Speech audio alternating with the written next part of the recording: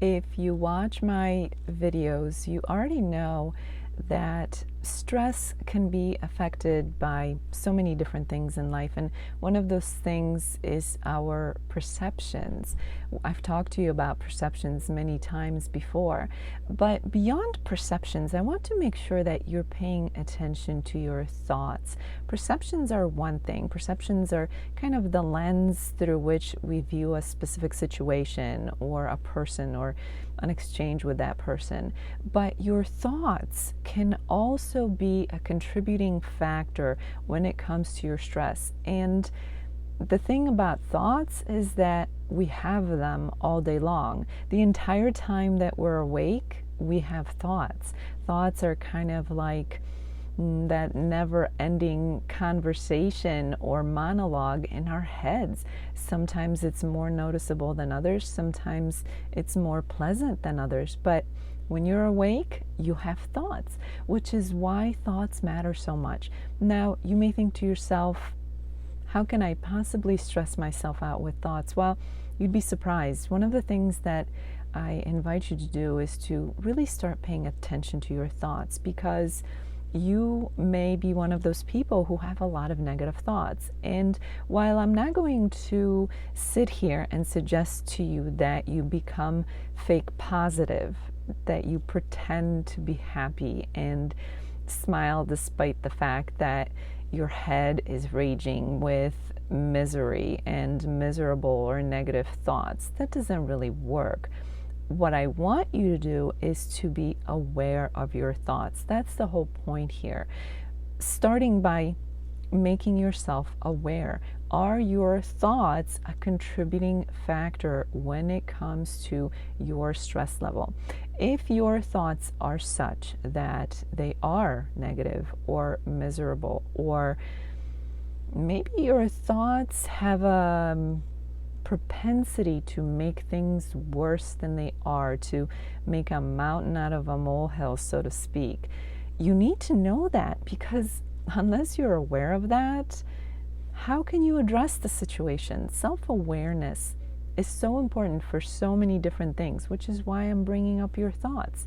So for the next week, I really invite you to journal your thoughts. Pay attention to your thoughts. And I say journal, but really it's just an exercise in writing them down, because when you write things down, you can go back and look for patterns, look to see what your norm is.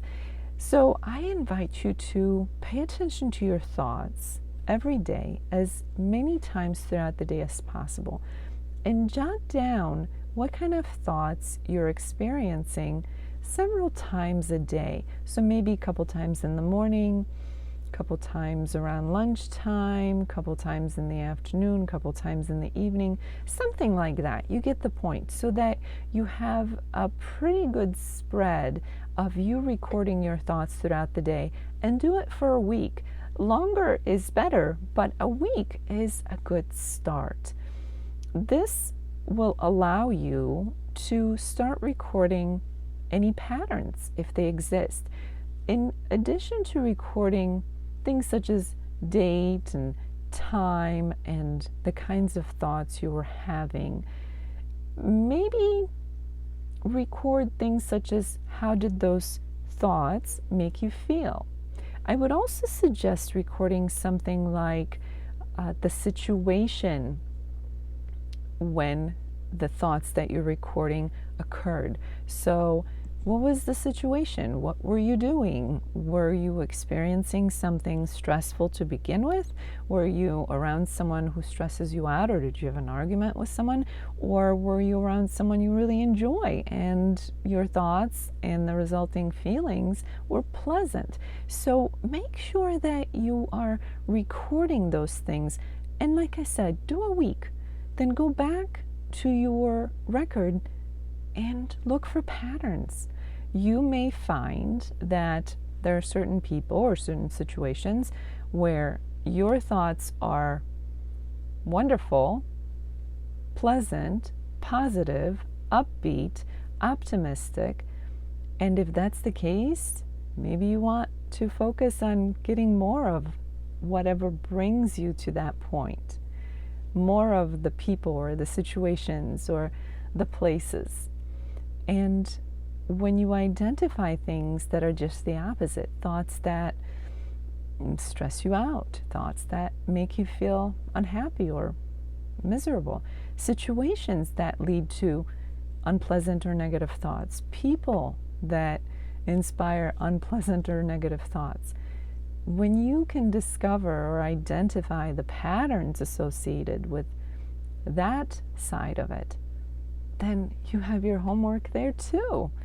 It's up to you to either make the kinds of changes that will affect your thoughts and bring them or change them from what we would consider to be more unpleasant or negative or stress provoking or stress producing to something on the other side of that spectrum, something more pleasant. Or even if you could change thoughts that are negative or unpleasant or just miserable into what could be considered neutral, that would be a good start, right? So you don't even have to end up right away with something that goes from one end of the spectrum to the other end of the spectrum. But if you could get it to somewhere neutral, you'd be that much more ahead of the situation. So that's why I want you to pay attention to your thoughts. Oftentimes, we take them for granted because we have so many thoughts throughout the day.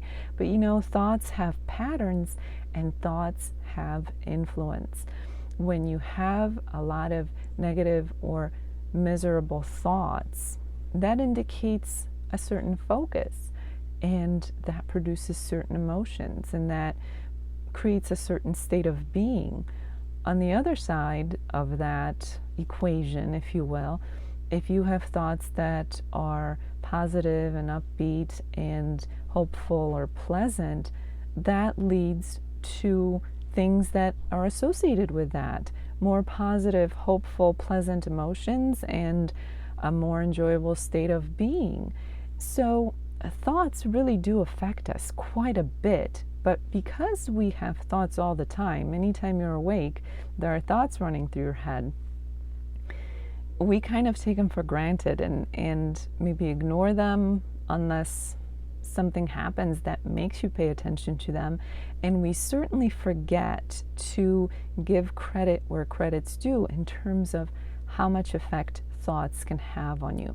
So this is why I want you to go through this exercise of jotting down your thoughts, the situation, how you felt as a result, several times throughout the day, and do that for a good week, longer if you can. Then go back and look for patterns. And once you have this basic understanding of what's going on with your thoughts on a regular basis and what kinds of things result from those thoughts, whether you're stressing yourself out, whether you are helping yourself with constructive, positive thoughts.